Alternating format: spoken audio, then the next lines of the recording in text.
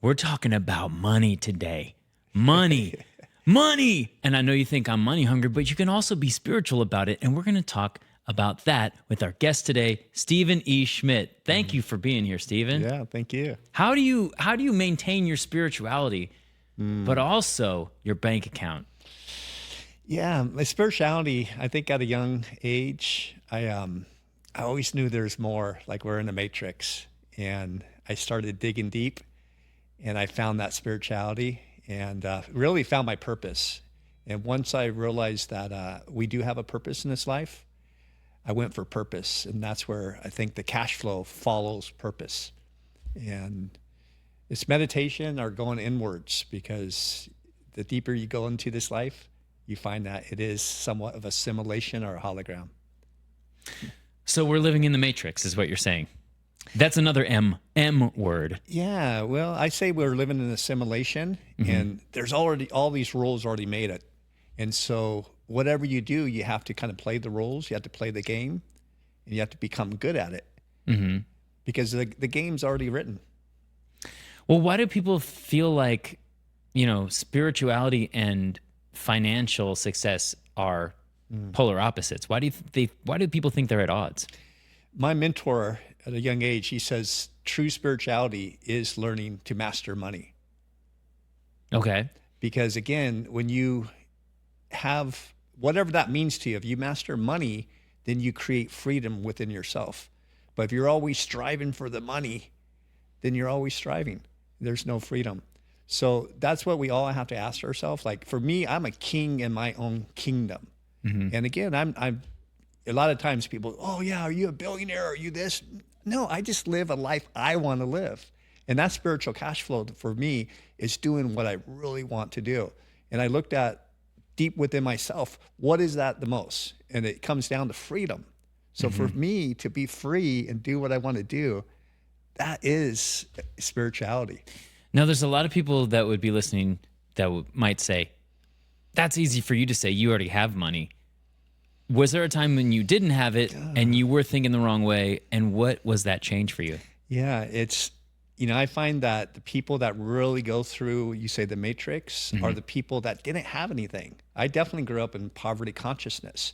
And so basically, if you look at the brain, it's like a computer. And so what's inside of you is expressing outwards. So for me at a young age, I first learned meditation. And then a very famous doctor that was in 17 of my books, his book popped into my hologram, and it was called Real Magic. And his name was Dr. Wayne Dyer. I've heard of him. Yeah. So Wayne was in 17 of my books. And when I started reading that book, he said it's basically all choices.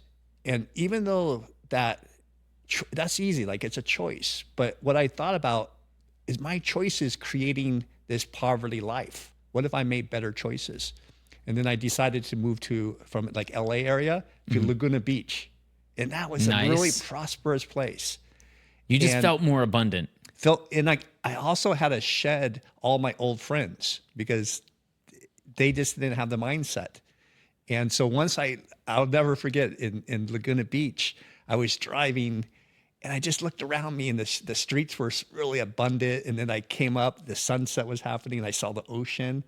And all these cars were like really nice cars. And I'm like, wow, this is a different reality. And I do believe that we thrive where we live. And so Laguna Beach, you could skip down the street and you're just a normal dude there. You could do whatever you want to do and you're not eccentric. For me, I've always felt a little different from my friends. And I started meditating. They're like, oh, you're meditating, that's weird. But in Laguna Beach, you could be who you want to be. So I really learned more freedom in Laguna Beach. And then reading that Dr. Wayne Dyer, in that book, it said, just, carry around what you want to visualize, what you want in your life. And I remember I wrote down this little on the back of a business card, and I wrote down 3 things I wanted to manifest in my life. And the first 2 was kind of simple, but I wanted a new best friend, like-minded friend. Yeah. And I met this artist guy that was like 24 at the time. And, I was like 18, going on 19. And he was living in John Wayne's old house. He had an elevator down to the beach, and he was an artist. And somehow he just was so good at art. He entered the pageant of the master in Laguna Beach and made like $500,000 like his first time there. So money started coming into his life. So he became a best friend. And at the time I was into health clubs. I was a personal trainer and he was a skinny dude. And he's like, do you think I could get buff like you? And so I kind of exchanged, letting him, teaching him that, yeah, you can get buff. And he was kind of showing me the ropes of like, dude, you could do anything you want. And you could, you have it in you. He always called me Magic Man. And he's like, you have magic. And I'm like, really? And I started discovering that. And then I asked for a girlfriend. And I met this like really hot girl. And she was like, she's just, I had a girlfriend. Does she want to get buff too? She liked doing indoor aerobics. Okay. Yeah. So we did a lot of indoor aerobics to keep our, fitness in the bedroom. Oh, I see. Oh, that's, Indoor oh, aerobics. wow. I didn't know you were going there, Stephen. Indoor aerobics. Yeah. So yeah, the third was living on the beach. Okay. And in this book, it said, don't worry about like where the money's going to come. Just see it, visualize it. So the next thing, that artist guy, he called me and he told me that, hey, I got a friend that she lives right on the beach because he's living on the beach and she's moving to Germany. And sure enough, now I'm living on the beach. But did it cost you a lot of money? No, because she was moving away and her aunt owned the whole property. Yeah. And then I remember I had tears on my eyes because I'm like, I would love to live here. It's right on the beach in Victoria Beach, the best beach in Laguna Beach. And I'm like, how can I afford it? She's like, well, can you afford like $500? And I'm like, what? And she's like, yeah, I just want someone to take it over. So now right there, I knew that we're living in a mental matrix that Okay. if you focus on what you want, you get it.